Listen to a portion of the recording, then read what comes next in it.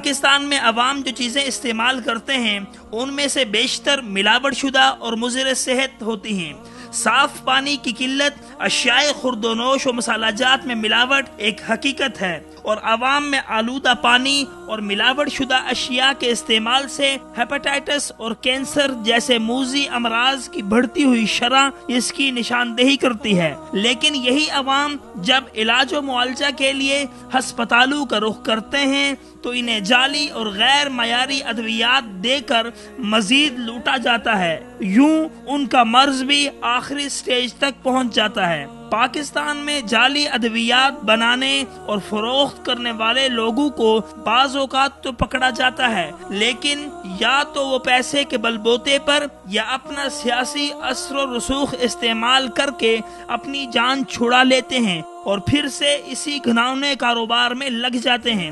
گزشتہ سال ہونے والی گرفتاریاں اور کارروائیاں اپنی جگہ درست تو ہیں، مگر ہونا یہ چاہیے کہ ہماری عدالتیں ایسے ملزمان کو عمر قید کی سخت سزائیں دیں اور ان پر تا حیات پابندی لگائیں، لیکن اکثر مقدمات میں ایسا ہوتا نہیں ہے۔ پاکستان میں ڈرگ ریگولیٹری اتھارٹی کے کئی ڈرگ انسپیکٹر بھی اپنا کام دیانتداری سے انجام نہیں دیتے، جس کی وجہ سے جعلی ادویات مافیا عوام کو دونوں ہاتھ سے لوٹ رہا ہے۔ لہٰذا ضرورت اس امر کی ہے کہ وزارت صحت اور اس کے متعلقہ حکام وہ ایسے فارما یونٹس کی کڑی نگرانی کریں جو جعلی ادویات کی تیاری اور خرید و فروخت کے مکروہ اور جان لیوا دھندے میں ملوث ہیں، اور ایسے عناصر کو قرار واقعی سزا دلوائیں کہ جو عوام کے جان و مال سے کھیل رہے ہیں۔ دوسری طرف اگر دیکھا جائے تو جعلی ادویات اور اشیاء خوردونوش میں ملاوٹ کرنے والوں کو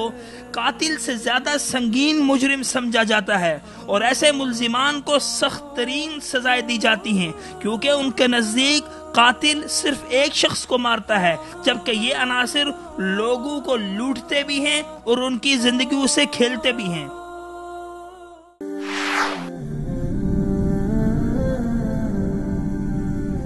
وصال اردو، حق کا راہی